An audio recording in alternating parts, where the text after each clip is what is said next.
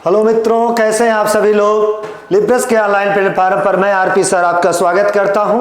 आप सब जान रहे हैं कि वर्तमान समय में इस समय सीटेट के ऑनलाइन एग्जाम प्रारंभ हो गए हैं। तो जब ऑनलाइन परीक्षाएं प्रारंभ हो गई हैं तो हमारे छात्र भी इस समय सीटेट के एग्जाम में शामिल हो रहे हैं। आप सभी लोग परीक्षा दे रहे हैं, तो मैं भी ईबीएस के कुछ महत्वपूर्ण प्रश्नों को लेकर के इस लिब्रस के ऑनलाइन प्लेटफॉर्म पर आपका ईबीएस के महत्वपूर्ण प्रश्नों का डिस्कस करते चल रहा हूं। आप सभी लोग देखिए, लाइक करिए, शेयर करिए। लिब्रस के ऑनलाइन प्लेटफॉर्म पर आप सभी का स्वागत है। शुभ संध्या, नमस्कार। आइए हम लोग शुरू करते हैं कुछ महत्वपूर्ण प्रश्नों को। ठीक है, तो ध्यान से देखिए, अपने इलेक्ट्रॉनिक यंत्र को खोल लीजिए, लैपटॉप या मोबाइल जो भी आप चलाते हैं। इन प्रश्नों के डिस्कशन, उनके चारों प्रश्नों के क्या आंसर हैं, कुछ चुनिंदा प्रश्न हैं जो आपके लिए बड़े महत्वपूर्ण हैं। इसलिए आपसे विनम्र निवेदन है कि इन प्रश्नों को देखना न भूलें। देखें, जरूर देखें, लाइक और शेयर करते रहें।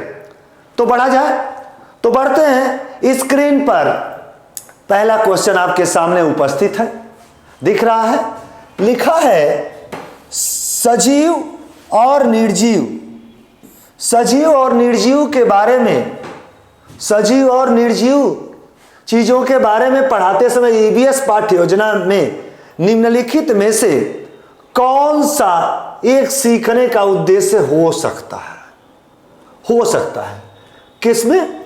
पाठ्य योजना में सजीव निर्जीव की पाठ्य योजना बन रही है, ध्यान रखिए। तो छात्र सजीव चीजों को आरेख क्षेत्र खींच सकते हैं, खींच सकते हैं, लेकिन यह पूछ रहा है कि हो सकता है एकदम मतलब एक्यूरेट की तरफ आप बढ़े। दूसरा है छात्र कृत्रिम और प्राकृतिक चीजों का अंतर करेंगे। तीसरा दिया है कि छात्र सजीव और निर्जीव चीजों के विशेषताओं को बता सकते हैं। तो निश्चित रूप से आंसर यही होगा, अर्थात सीटेट के पहले ईबीएस के क्वेश्चन का आंसर क्या हुआ? क्या हो गया बताएं आप, क्या हुआ? सी। अर्थात छात्र क्या कर सकता है? निश्चित रूप से सजीव और निर्जीव चीजों की विशेषताओं को क्या कर सकते हैं? वो बता सकते हैं। क्या कर सकते हैं? बता सकते हैं। इसलिए यह आंसर सी होगा। समझ में आया? निश्चित रूप से बहुत इंपॉर्टेंट क्वेश्चन है ये, पेडोलॉजी का क्वेश्चन है, ईबीएस का पेडोलॉजी का क्वेश्चन है। तो ध्यान रखिए कि सजीव निर्जीव की जब पाठ्य योजना बन रही हो तो उसमें सजीव और निर्जीव चीजों की विशेषताएं ही छात्र बता सकते हैं। बाकी चीजें हो सकती हैं, लेकिन करेक्ट जो है कौन सा एक तरीका का उद्देश्य हो सकता है, तो उद्देश्य क्या है? छात्र सजीव और निर्जीव चीजों की विशेषताओं को स्पष्ट करें। कहने का मतलब सजीव और निर्जीव का अंतर बता सके कि सजीव लिविंग क्रिएचर किसे कहते हैं, नॉन लिविंग क्रिएचर किसे कहते हैं। तो ठीक है, ओके, बढ़ा जाए। हाँ, वेरी गुड, वेरी गुड, बहुत अच्छी बात है। क्या बात है, आप लोग लाइक और शेयर कर रहे हैं, वाह भाई वाह। आइए आइए, सभी लोग आ जाइए, बोल दीजिए और लोगों से कि आरपी सर ईबीएस के धुआंधार प्रश्नों को लेकर के आपके समक्ष स्क्रीन पर है। तो कह दीजिए तुरंत वह लोग देखें और तुरंत लाइक और शेयर करना प्रारंभ कर दें। दूसरा क्वेश्चन है शिशु लिंग निर्धारण होता है, मतलब शिशु का लिंग निर्धारित कैसे होता है? आप जानते हैं गुणसूत्रों के द्वारा होता है। और कितना? 46 जोड़ी। आप जानते हैं कि 23 होते हैं, तो 22 जोड़ी तो यक्स और यक्स वाई। महिला में जो है, महिला में यक्स गुणसूत्र होते हैं लास्ट वाले, और पुरुष में यक्स वाई होते हैं। जब महिला का यक्स पुरुष के यक्स से होगा, जब कंजन्वेशन होते समय, तो उस समय जो पैदा होगा वो लड़की पैदा होगी। क्या होगी? लड़की होगी। और जब यक्स और वाई, कौन? यक्स और वाई होंगे, अर्थात महिला का यक्स और पुरुष का वाई, ये दोनों होंगे तो लड़का पैदा होगा। क्या पैदा होगा? अर्थात लिंग क्या होगा? वो लड़का होगा। इस आधार पर शिशु का लिंग निर्धारित होता है। तो लिखा है क्वेश्चन में, ध्यान दी देखिए, पुरुष क्रोमोसोम द्वारा स्त्री क्रोमोसोम द्वारा, दोनों के क्रोमोसोम द्वारा, उपयुक्त में से कोई नहीं। तो किससे हो रहा है लिंग निर्धारित? पुरुष के क्रोमोसोम द्वारा। किसके द्वारा? पुरुष के क्रोमोसोम द्वारा। इसलिए लड़का होगा कि लड़की होगा, यह गुणसूत्र किसके द्वारा निर्धारित होता है? पुरुष के गुणसूत्र द्वारा। तो आंसर साइंस का क्वेश्चन था, फिर भी हमारे सीटेट में इस तरह के क्वेश्चन पर्यावरण में पूछे ही जाते हैं, इसलिए इंपॉर्टेंट क्वेश्चन था, इसलिए मैं आपको बताना और समझाना उचित समझा। इस तरह के क्वेश्चन आपके परीक्षाओं में आ चुके हैं, तो निश्चित रूप से इसे देखें। बढ़ा जाए आगे? ठीक है, बढ़ते हैं अगले क्वेश्चन की तरफ। और अगला क्वेश्चन आपके सामने स्क्रीन पर, और स्क्रीन पर सामने होते हुए आप देखें तो दिया है, शिक्षा में पढ़ाने और सीखने के प्रदर्शन के तरीके का इस्तेमाल करते हुए शिक्षक के रूप में आपको क्या ध्यान रखना चाहिए?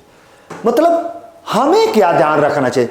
एक ईवीएस शिक्षक को या पढ़ाते समय क्या प्रदर्शन जो हो रहा है, प्रदर्शन के तरीके का जो इस्तेमाल हो रहा है, क्या करना चाहिए शिक्षक को? छात्रों के हित को प्रोत्साहित करने के लिए चिंतनशील क्या होना चाहिए? चिंतनशील प्रश्न। दूसरा है, सुनिश्चित करें कि प्रदर्शन सरल है और छात्रों के मानसिक स्तर के अनुसार है।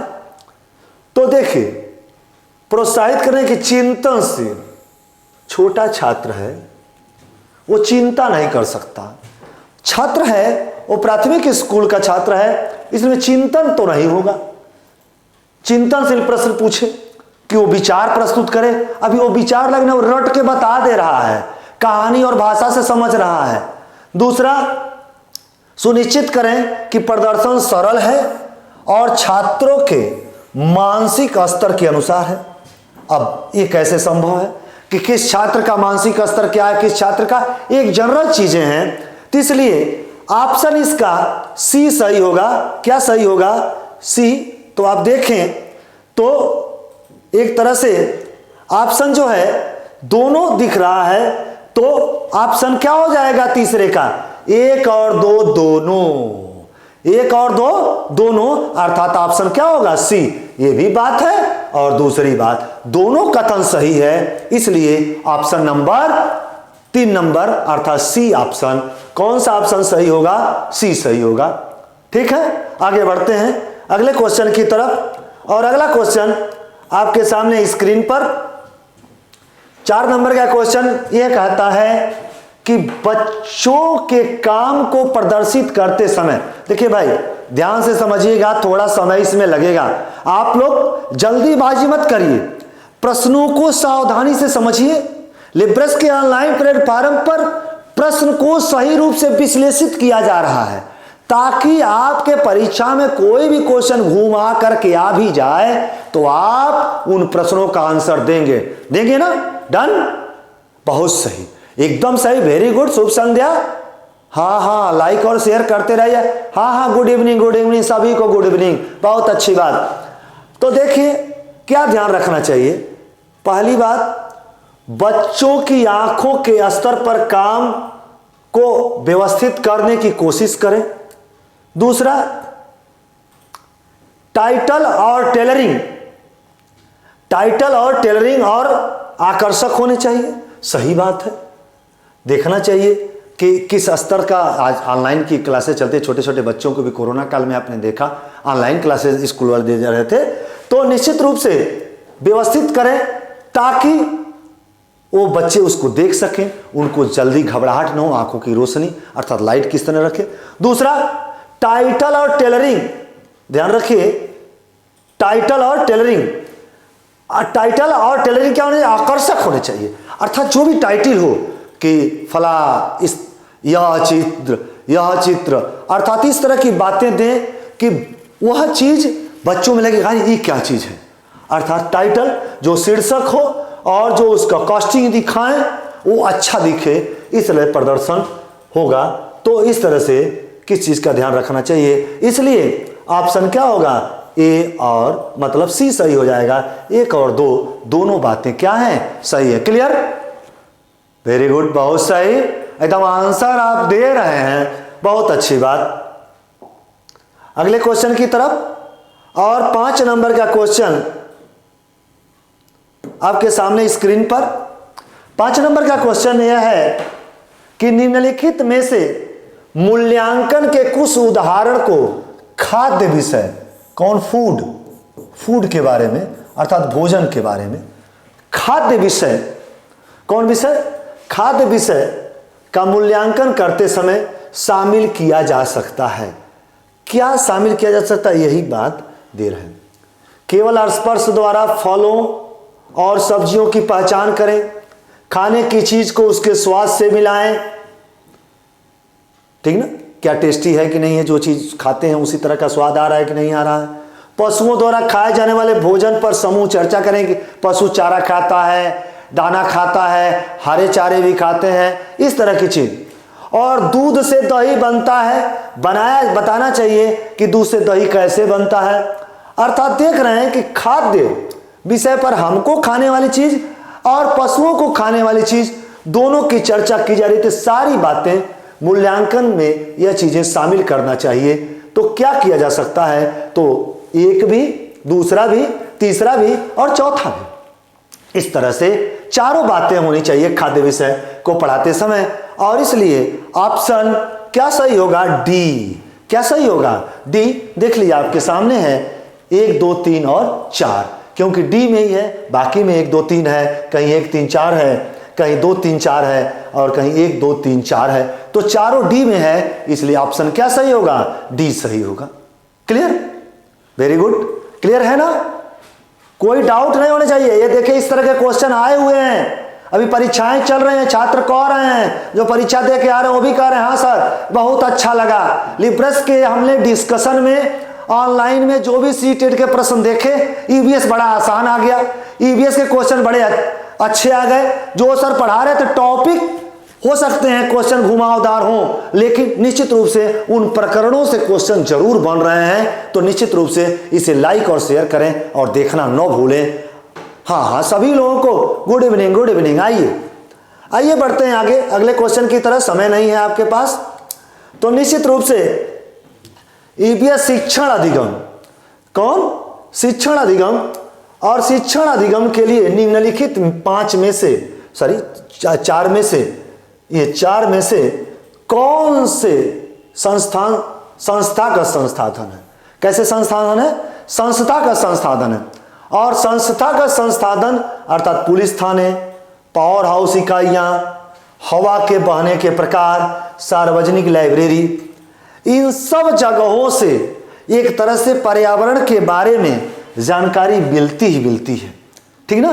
तो कौन कौन से संस्थागत हैं ये देख रहे हैं, सब संस्थागत हैं। पुलिस थाने भी सार्वजनिक है, यह संस्थाएं हैं। पावर हाउस इलेक्ट्रिक के बारे में, हवा है विंड के बारे में, सार्वजनिक लाइब्रेरी है तो हमारे पर्यावरण के बारे में तरह तरह की जानकारी, अन्य चीज़ों के बारे में जानकारी मिलती है। इसलिए सब ईवीएस शिक्षण के लिए, ईवीएस शिक्षण अधिगम के लिए निम्नलिखित में से कौन से संस्था, तो 1 2 3 और 4, 1 2 3 और 4। इसलिए देख रहे हैं आज का क्वेश्चन आपको लग रहा होगा कि सर आज पॉजिटिव एकदम पढ़ा रहे हैं।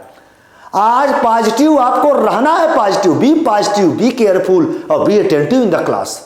इसलिए परीक्षा में भी अटेंटिव रहना है और पॉजिटिव सोच ही रखना है, क्योंकि जब तक पॉजिटिव सोच नहीं रखते हैं तब तक लगता है कि आपको घबराहट होती है। और परीक्षा घबरा के मत दीजिए, ऑनलाइन हो रहा है, पहली बार सीटेट ऑनलाइन हो रहा है, इसलिए हम लोग भी आपके साथ तन मन धन से जुड़े हुए हैं कि ताकि आपके एक भी प्रश्न गलत न होने पाए, आप ज़्यादा से ज़्यादा सफलता प्राप्त करें। यही लिब्रस क्लासेस के द्वारा सभी के लिए कामना की जाती है कि जो हैं वो सब लोग जो पढ़ रहे हैं वो पास हों, अच्छे नंबर लाएं, और ताकि लिब्रस के ऑनलाइन प्लेटफॉर्म पर सबका दिन प्रतिदिन हम लोग आप लोगों के सहयोग से पूरा लिब्रस आगे बढ़ रहा है। बहुत बहुत धन्यवाद आप लोगों को। आगे बढ़ते हैं अगले क्वेश्चन की तरफ।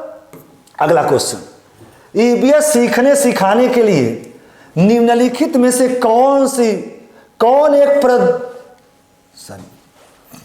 कौन एक प्रौद्योगिकी संसाधन है। कैसा, टेक्नोलॉजी। इस समय तो वही लेकर देख रहे होंगे आप, पोस्टर प्रौद्योगिकी संसाधन में नहीं आता है। रेडियो आता जरूर इलेक्ट्रॉनिक में, ठीक। टेलीविजन आता है, लेकिन रेडियो और टेलीविजन इलेक्ट्रॉनिक तो हैं, लेकिन आपको बता दें कि इसमें अपने मन का आप नहीं देख सकते, जो चाहे वह नहीं देख सकते। लेकिन मोबाइल पर आप सर्च करते हैं, गूगल पर डालते हैं, तरह तरह की चीजें आपको मिल जाती हैं। तो अपने इच्छा अनुसार चीज देखने के लिए सबसे अच्छा प्रौद्योगिकी संसाधन क्या माना गया है? Mobile phone. क्या माना गया है? खुशी हो रही होगी कि हम सर हमारे मोबाइल फोन के बारे में बता रहे हैं। निश्चित रूप से यह भी ईवीएस के बारे में, आप पर्यावरण की चीज खोजना चाहते हैं ना, तो देखते हैं ना, आप खट से टाइप करते हैं और आपके नेट पर मिल जाता है, अर्थात मोबाइल पर ही सर्च कर लेते हैं आप उन चीजों को। इसलिए प्रौद्योगिकी संसाधन में सबसे महत्वपूर्ण कौन है? Mobile phone. कौन है? Mobile phone. अगले क्वेश्चन की तरफ बढ़ा जाए। कोई बहुत बड़ा क्वेश्चन नहीं था, फिर भी अब लीजिए, शिक्षण सीखने की प्रक्रिया में समस्या समाधान पद्धति में शिक्षक की भूमिका क्या है? किसकी? शिक्षक की भूमिका क्या है? तो पहले कक्षा में भय मुक्त वातावरण बनाए। क्या करें? भय मुक्त वातावरण बनाए कि भाई कोई छात्र डरा न रहे। भय मुक्त अर्थात मान लीजिए कोई कक्षा में छात्र डरा रहेगा तो उसका मन लगेगा पढ़ने में, नहीं। आतंक नहीं फैलाना चाहिए, कोई इस तरह की बात है तो उसे दूर करना चाहिए। तो भय मुक्त वातावरण बनाए। दूसरी, समस्या का विश्लेषण करने में छात्र की मदद करें। ये भी बात है, शिक्षक को ये भी करना चाहिए कि छात्र कोई समस्या लेके आ रहा है तो उसको बताए, नहीं भाई ऐसे नहीं, तुम ऐसे करो, देखो ऐसे इसका आंसर ऐसे हो जाएगा। तो छात्र की मदद करें, जैसा कि हम लोग करते आ रहे हैं और आपको साथ देखते हैं। ऑफलाइन क्लास में भी इस समय सुपर टेट और सब क्लासेस चल रही हैं कि तो आपकी हम लोग जो भी समस्या होती है आपको व्यक्तिगत रूप से सामने बता करके करते हैं। तीसरा है महत्वपूर्ण सोच, खुली मानसिकता और जांच और खोज की भावना विकसित करना। निश्चित रूप से जब तक छात्रों में सोचने का मौका नहीं देंगे, खुली स्वतंत्रता नहीं रहेगा वो उसको, तो और उसको जांच करो कि कैसे हो गया, खोजो। खोज के अलावा कहाँ मिलता है? मान लीजिए किसी पौधे के बारे में हुआ तो पौधा वहां पर नहीं मिल रहा है तो दूसरे उसके गांव मिल रहा है, कहीं पर मिल रहा है, तो वो लाएगा कि नहीं लाएगा? स्कूल में आप लाते हैं कि नहीं लाते हैं? लाते ही। तो इस तरह से ये तीनों बातें सही हैं। आज एकदम पॉजिटिव क्वेश्चन चल रहे हैं आपके। आप लोग बड़ा परेशान हो जाते हैं कि सर नहीं है नहीं है ऐसा पूछ रहे हैं, तो निश्चित रूप से 2-4 क्वेश्चन आ सकते हैं, लेकिन देख रहे हैं सारे पॉजिटिव, इसलिए बी पॉजिटिव। तो इसलिए तीनों बातें सही है। किसके लिए? समस्या समाधान के लिए। इसलिए 1, 2 और 3 अर्थात ऑप्शन नंबर डी सही होगा। क्या सही है? ऑप्शन नंबर डी सही है। ऑप्शन नंबर डी सही है 8 नंबर का। अगले क्वेश्चन की तरफ बढ़ें और अगला क्वेश्चन देखें क्या है। अगला क्वेश्चन आपके सामने, शिक्षण अधिगम प्रक्रिया के संबंध में निम्नलिखित में से कौन सा कथन सही है? किसके लिए? शिक्षण अधिगम प्रक्रिया के संबंध में निम्नलिखित में से कौन सा कथन सही है? पहला लिखा है, शिक्षक में केंद्रित कक्षा में छात्र सक्रिय शिक्षार्थी होते हैं। दूसरा, रचनात्मक शिक्षण। कैसा शिक्षण? रचनात्मक शिक्षण और शिक्षण छात्र को निष्क्रिय शिक्षार्थी मानता है और शिक्षक छात्रों द्वारा ज्ञान निर्माण की प्रक्रिया को सुविधाजनक बनाता है। देखिए, पहले तो केंद्रित कक्षा नहीं होगी, तो पहली बात कि यह चीज होनी चाहिए कि आपको देखें तो एक तरह से देखा जाए तो पहला जो है यह भी नहीं होना चाहिए। दूसरा है केंद्रीय शिक्षा नहीं होने, छात्र को सक्रिय शिक्षार्थी होते हैं। ऐसा नहीं है कि सारे छात्र सक्रिय होते हैं, सारे छात्र सक्रिय नहीं होते हैं। दूसरा, रचनात्मक शिक्षण और शिक्षण को निष्क्रिय शिक्षार्थी। छात्र को क्या मानता है? निष्क्रिय। देखिए, सक्रिय होना चाहिए छात्र ईवीएस पढ़ने के लिए या किसी विषय को पढ़ने के लिए पहली बार एक्टिव होना चाहिए, सक्रिय होना चाहिए, और यहां पर निष्क्रिय बात दे रहा है, इसलिए भी बात नहीं है। इसलिए आप न पहला सही है न दूसरा सही है, इसलिए ऑप्शन क्या हो जाएगा? सी। न तो 1 और न ही 2, अर्थात न 1 सही है न 2 सही है, इसलिए ऑप्शन नंबर सी सही है। क्या सही है? Option number C. क्लियर? कोई डाउट किसी को? देख रहे हैं ना आप कोई डाउट नहीं है? डाउट हो तो भेजिए, बताइए। इसलिए आप संरचनात्मक शिक्षण हम आपको ऑफलाइन क्लास में भी पेडोलॉजी पढ़ाते समय बताए हैं। आगे अगले क्वेश्चन की तरफ देखें। अगला क्वेश्चन आपके सामने स्क्रीन पर है। सीखने के, देखिए भाई पेडोलॉजी के क्वेश्चन थोड़े बड़े बड़े होते हैं, परेशान होने की जरूरत नहीं है। सीखने के दृष्टिकोण को पता होना चाहिए कि शिक्षार्थियों में रचनात्मकता के विकास के लिए निम्नलिखित में से कौन सा है?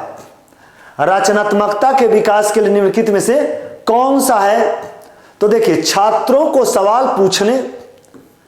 पूछने, विचारों को व्यक्त करने की स्वतंत्रता, सही बात है। छात्रों को एक तरह से होना क्या चाहिए? पहले छात्रों को सवाल पूछने की और अपना विचार, जो प्रश्न पूछें और तुम बताओ आंसर क्या है, तो आप बताते हैं, तो स्वतंत्रता होनी चाहिए। दूसरा, सक्रिय शिक्षण और प्रक्रिया आधारित मूल्यांकन होना चाहिए। शिक्षण को कैसा होना चाहिए? सक्रिय होना चाहिए। क्या होना चाहिए? सक्रिय होना चाहिए। देखिए भाई, थोड़ा हम आ जा रहे हैं बीच बीच में, लेकिन मैं कोशिश कर रहा हूं चीजों को समझाने के। सक्रिय शिक्षण और प्रक्रिया आधारित होना चाहिए। दूसरा, समस्या खड़ी करने और समस्या को सुलझाने की अधिक गुंजाइश होनी चाहिए। सही बात है। पहले तो हम प्रश्न पूछ दें और उसका आंसर आ गया, कोई समस्या आ गई, तो शिक्षक की जिम्मेदारी है कि उसको समझाने का प्रयास करे। इसलिए देख रहे हैं 1 2 3 तीनों बातें सही है कि नहीं है? सही है। इसलिए ऑप्शन नंबर बी सही है। देख रहे हैं बी में दिया है ना 1 2 और 3। ठीक, कोई डाउट? कोई डाउट नहीं होगा। निश्चित रूप इतना पढ़े हैं आप कि डाउट का प्रश्न ही नहीं। डाउट लेकर के परीक्षा हॉल में जाना ही नहीं है। लिब्रस के ऑनलाइन प्लेटफॉर्म पर आप सब बखूबी देख रहे हैं प्रश्नों को विश्लेषण के साथ, तो निश्चित रूप से आप लाइक और शेयर कर रहे हैं। बहुत बहुत आप लोगों को बधाइयां और धन्यवाद और शुभकामनाएं। आगे बढ़ा जाए। देखिए, ये देखिए निम्नलिखित, ये तो बहुत बार देखे, निम्नलिखित देशांतरों में कौन सा भारत की प्रमाणिक मध्याह्न रेखा कहलाता है? आप जानते हैं कि लंदन के ग्रीनविच वेधशाला से मानक समय निर्धारित किया जाता है। और चूंकि भारत जो है किस गोलार्ध में है? उत्तर पूर्वी गोलार्ध में है। किस गोलार्ध में है? उत्तर पूर्वी गोलार्ध में, यहीं पर है ना भारत, कर्क रेखा के पास उत्तर पूर्वी गोलार्ध में है। और वह 82.5 ईस्ट में स्थित है। आप पढ़ते हैं ना 82.5 अंश। और भारत का मानक समय वहां के मानक समय से 5.5 घंटा आगे चलता है। अर्थात लंदन में दोपहर के 2 बज रहे होंगे तो भारत में शाम के 7:30 बज रहे होंगे, है कि नहीं? ये चीजें आपको अक्षांश देशांतर पढ़ाते समय बताया जाता है। ये सुपर टेट में भी इस तरह के क्वेश्चन आते हैं, हर परीक्षाओं में आते हैं। तो 82.5 अंश कहां है बताइए ना? आंसर आपके स्क्रीन पर है, डी ना? वेरी गुड, बहुत सही, थैंक यू, डी। अर्थात छोटा क्वेश्चन था, इसका ऑप्शन क्या सही हो गया? डी, 82.5 अंश। जो वही ग्रीनविच टाइम कहां से गुजरता है? भारत का मानक समय प्रयागराज के नैनी, जो कहीं कहीं किताबों में मिर्जापुर दिया होगा, प्रयागराज के नैनी से होकर गुजरता है, ईस्ट में स्थित है। अगले क्वेश्चन की तरफ बढ़े और अगला क्वेश्चन आपके सामने है, निम्नलिखित में से कौन सा पेट्रोलियम का अवयव नहीं है? पेट्रोलियम का अवयव नहीं, आप जानते हैं पैराफिन मोम भी पेट्रोलियम उत्पादन में ही एक अवस्था में प्राप्त होता है। स्नेहक तेल, लुब्रिकेंट भी प्राप्त होते हैं जिसको स्नेहक तेल कहते हैं। अब पेट्रोल तो प्राप्त ही होता है। और कोक जो है कोयले के जलाने से बनता है, अर्थात कोयला प्रकृति में पाए जाने वाला एक खनिज है। इस आधार पर पूछ रहा पेट्रोलियम का अवयव नहीं है, तो जब देखिए निगेटिव आ गया, नहीं है, तो नहीं में क्या होगा? कोक। इंपॉर्टेंट क्वेश्चन है, देखने में छोटा लग रहा है और अक्सर ये पूछा जाता है, इसलिए मैं इस क्वेश्चन को इंपॉर्टेंट कहूं तो एकदम इंपॉर्टेंट है निश्चित रूप से। कौन? कोक। अर्थात पेट्रोलियम का अवयव नहीं है। तो ध्यान रखिए कि क्वेश्चन पूछे गए, सीटेट का पूछा गया क्वेश्चन है, इसलिए रिवीजन हो रहे हैं। बहुत से क्वेश्चन आपको रिवीजन में दिख रहे होंगे निश्चित रूप से, ये क्योंकि रिवीजन वाले क्वेश्चन बार बार परीक्षाओं में इस साल आए, अगले साल आए, नहीं अगले साल आए, उसके अगले साल आए, आते ही आते हैं, क्योंकि उनका इंपॉर्टेंस हमेशा बना रहता है। तो इस आधार पर यह क्वेश्चन बड़ा इंपॉर्टेंट था। अगले क्वेश्चन की तरफ देखें और अगला क्वेश्चन स्क्रीन पर 13 नंबर, निम्नलिखित में से कौन सा कथन बच्चों के विकास में पर्यावरण के महत्व के बारे में सही है। पर्यावरण के महत्व के बारे में सही है। पहला अंक है तत्काल वातावरण प्राथमिक संदर्भ है जिससे बच्चा संबंधित है। हाँ, वातावरण क्या होना है? प्राथमिक स्कूल टाइप होना चाहिए। दूसरा, तात्कालिक वातावरण के साथ बातचीत के माध्यम से मूल्यवान शिक्षा हो जाए। देखिए, छोटे बच्चों को बहुत सी कहानी और बातचीत सुना करके या कोई बात बता करके, यह क्या होना चाहिए? शिक्षा होती है। तो तात्कालिक वातावरण एक तरह समूह में चर्चा करा करके तरह तरह की बातें बता करके बच्चों को समझाया जाता है। तो इसलिए 1 नंबर भी सही है, 2 नंबर भी सही है। तीसरा है पर्यावरण बच्चों के जीवन में बहुत कम भूमिका निभाता। नो, यही रॉन्ग दिख रहा है। बहुत महत्वपूर्ण भूमिका निभाता है। और यहां पर क्या लिख दिया है? बहुत कम भूमिका निभाता है। इसलिए देखा जाए तो यह तीसरी बात सही नहीं हो रही है। इसलिए कौन सा कथन पूछ रहा है? 3 कथन दिए गए हैं जिसमें से 2 सही हैं। अर्थात तीसरा वाला बहुत महत्वपूर्ण भूमिका, पर्यावरण हर मानव के लिए, पूरे विश्व समुदाय के लिए जरूरी है। जैविक पूरे उत्पादक उपभोक्ता सबके लिए जरूरी है। इसलिए 1 और 2 सही है। अर्थात बोथ, इंग्लिश में लिख दिया है बोथ 1 and 2, अर्थात 1 और 2 कथन क्या है? सही है। किसके महत्व के बारे में? पर्यावरण के महत्व के बारे में। ठीक, आगे बढ़ेंगे, कोई बात नहीं, बहुत बहुत अच्छी बात है। आगे बढ़ते हुए अगले क्वेश्चन की तरफ देखें। और अगला क्वेश्चन आपके सामने थोड़ा लंबा दिख रहा है। स्क्रीन पर थोड़ा सा समय देना पड़ेगा आपको। स्क्रीन पर समय देते लिखा है ईवीएस के शिक्षण अधिगम के लिए संसाधन के रूप में निम्नलिखित में से कौन सा तरीका मीडिया के उपयोग, किसके उपयोग? मीडिया के उपयोग का है। किसके उपयोग का है? मीडिया के उपयोग का है। पहला, बच्चे पत्रिकाओं या समाचार पत्रों से वैज्ञानिक या पर्यावरण संबंधी कहानियां पढ़ सकते हैं। निश्चित रूप से समाचार, पेपर, पत्रिका में आता ही आता है। एनिमल के बारे में, तरह तरह के वन्य जीव संरक्षण के बारे में बहुत सी चीजें आती हैं। एनिमेशन दिखते हैं बच्चे। दूसरा, बच्चे संबंधित पर्यावरण की चिंताओं पर अपने विचार और विचारों को व्यक्त करने के लिए पोस्टर और पेंटिंग बना सकते हैं। देखते नहीं, आप लोग भी छोटे रहे होंगे, पेंटिंग बनाते होंगे। स्कूल में कहा जाता है बना के लाना कल, तो देखते थे आप अपने गार्जियन से कहते थे, माता पिता से जो भी थे वो लोग आपको ला के देते कि आप चित्र बनाते थे, सहायता लेते थे, बच्चों को असिस्ट करते थे। और बच्चा लेके जाता था तो उसको गुड मिलता था स्कूल में। तो इसे पोस्टर भी बना सकते हैं। तो पहली बात भी सही और दूसरी भी बात सही। तीसरा है, तीसरा में लिखा है ईवीएस छात्र अखबार की कटिंग का उपयोग करके शोध कार्य कर सकते हैं।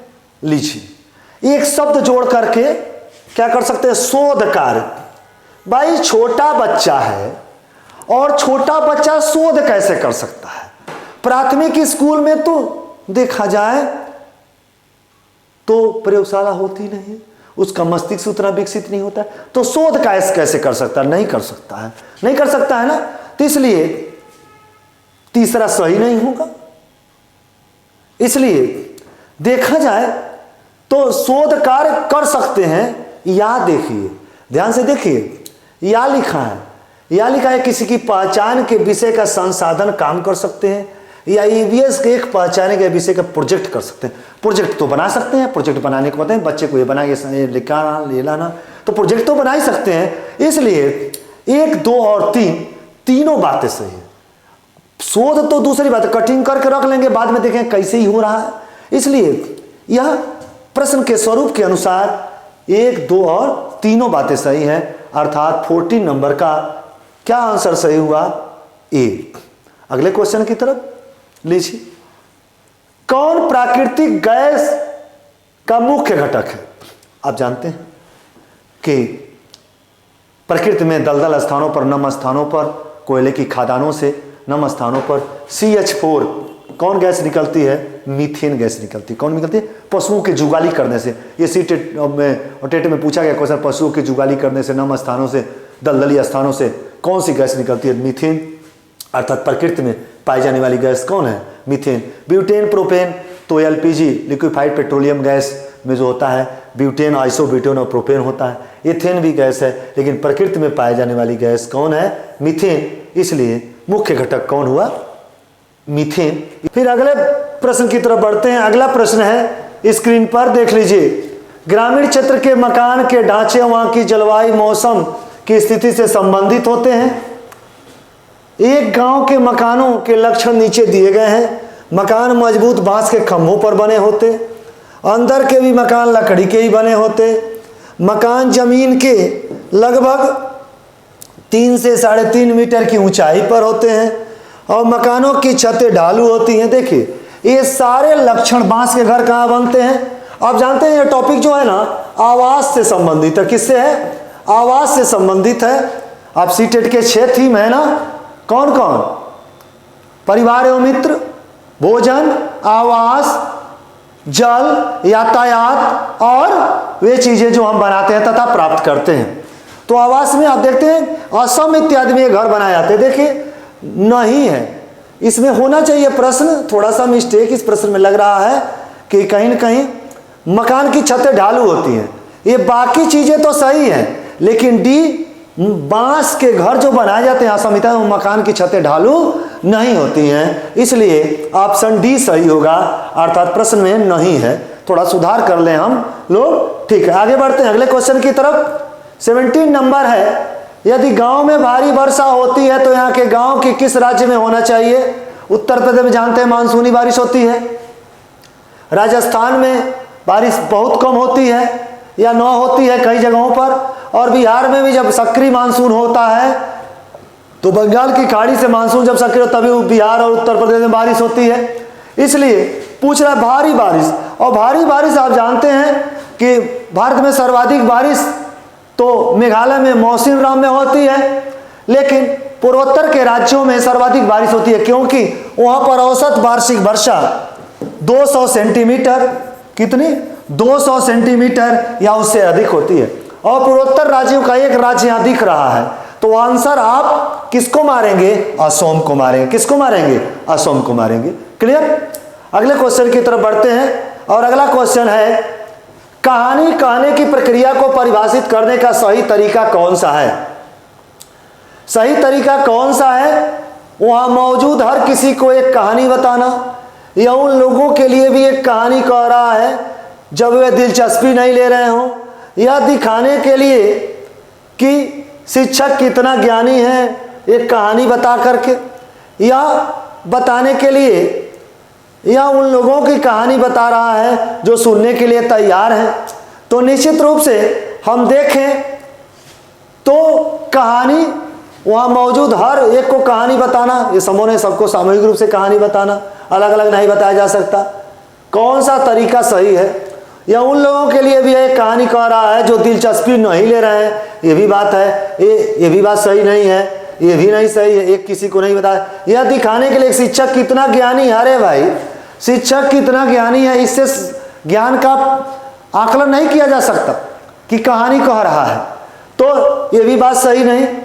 या उन लोगों को कहानी बता रहा है जो सुनने के लिए तैयार है। देखिए जब तक आपको सुनने की इच्छा नहीं है, जब तक आप सुनने के लिए नहीं तैयार हैं, तब तक कोई मतलब नहीं है। तो यह कहानी उन लोगों को बता रहा है जो सुनने के लिए तैयार हैं। इसलिए 18 नंबर का आंसर क्या होगा? डी होगा। क्या होगा? डी होगा।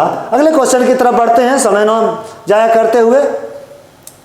ईवीएस सीखते समय निम्नलिखित में से कौन से किसे रचनात्मक रूप माना जा सकता है? कोलाज बनाना, गाना, कविता, बैनर।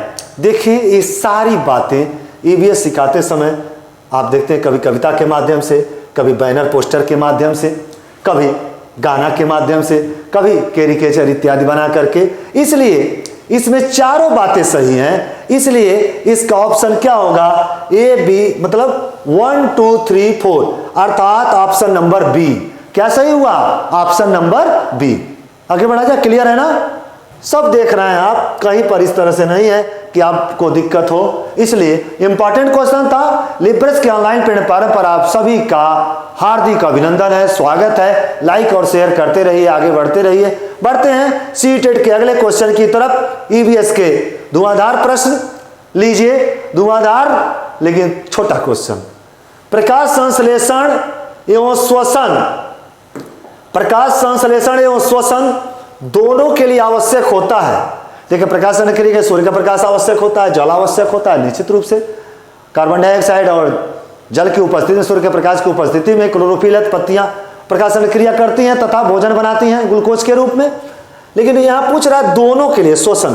पत्तियों में स्टोमेटा होते हैं, स्टोमेटा जो खुलते बंद होते हैं, अर्थात पत्तियों में, पौधों में एक प्रकार का वर्णक पाया जाता है और उस वर्णक का नाम है फाइटोक्रोम। ध्यान दीजिएगा, बहुत ही इंपॉर्टेंट क्वेश्चन है, छोटा ही है। फाइटोक्रोम दोनों काम करता है, प्रकाश संश्लेषण में भी सहायता करता है और पौधों के रंध्रों के खुलने और बंद होने अर्थात श्वसन की क्रिया में भी क्या करता है, सहायता करता है। इसलिए ऑप्शन डी सही होगा। क्या सही होगा?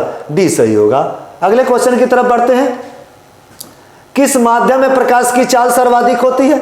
आप बचपन से पढ़ते आए, छोटे क्लास में होंगे तभी आप पढ़ते आए हैं कि निर्वात में प्रकाश की चाल सबसे अधिक होती है, उसके बाद कांच में, उसके बाद पानी में। और आप ये भी जान रहे होंगे कि निर्वात में प्रकाश की चाल 3 × 10⁸ मीटर प्रति सेकेंड है।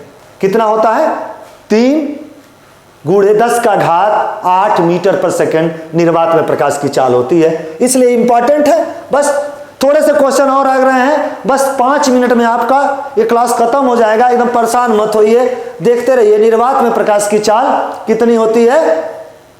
3 × 10⁸ मीटर पर सेकेंड। इसलिए छोटा सा क्वेश्चन था, आंसर आप सबको पता है पहले से ही, फिर भी।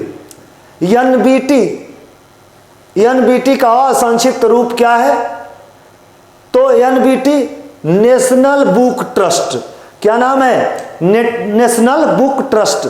नेशनल बुक ट्रस्ट, आप जानते हैं कि पुस्तक मेला लगता है दिल्ली में। आप बहुत सी किताबों ने कहा नेशनल बुक ट्रस्ट नई दिल्ली द्वारा प्रकाशित, अर्थात यह पुस्तक का असंक्षिप्त अर्थात एनबीटी का फुल फॉर्म पूछ रहा है, नेशनल बुक ट्रस्ट। अर्थात 22 नंबर का आंसर क्या हुआ? सी। जान लीजिएगा, कभी कभी इस तरह के छोटे छोटे क्वेश्चन आ जाते हैं, हम इसको नजरअंदाज करते हैं, गहराई में पढ़ते जरूर हैं लेकिन इन चीजों को छोड़ देते हैं। तो एनबीटी का फुल फॉर्म क्या हुआ? National book trust. आगे बढ़ते हैं अगले क्वेश्चन की तरफ। और अगला क्वेश्चन स्क्रीन पर आप देखें तो अगला क्वेश्चन है, निम्नलिखित में से कौन पर्यावरण के पहलुओं में एक नहीं है?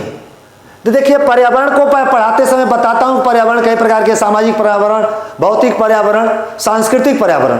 तो देखिए, सामाजिक और सांस्कृतिक एक में दिया है तो ये भी सही है। उसके बाद दूसरा है प्राकृतिक पर्यावरण। प्राकृतिक होता है मानव निर्मित पर्यावरण, कृत्रिम पर्यावरण जिसको कहते हैं जो हम लोगों ने बनाया है। ये तीनों बातें तो पर्यावरण होती हैं, लेकिन कोई स्टैटिक इन्वायरमेंट नहीं होता है। अर्थात पूछा है कौन एक नहीं है, तो 23 नंबर का ऑप्शन क्या हो गया? बी। क्या हो गया? बी। अर्थात स्थैतिक पर्यावरण कोई पर्यावरण नहीं होता है। कौन पर्यावरण के पहलुओं में नहीं है? तो ऑप्शन क्या हो गया? बी। अब आते हैं अगले क्वेश्चन की तरफ। और अगला क्वेश्चन 24 नंबर, निम्नलिखित में कौन ऊर्जा का एक वैकल्पिक स्रोत नहीं है? ऊर्जा का वैकल्पिक स्रोत, ध्यान दीजिए, सेकंड लास्ट क्वेश्चन है। मत ईवीएस के एक क्वेश्चन, आज के क्लास में एक क्वेश्चन बस रह गया है, समय दीजिए, ध्यान दीजिए। लिप्रेस को ऑनलाइन प्लेटफॉर्म पर आप सभी का स्वागत है, लाइक और शेयर करते रहिए।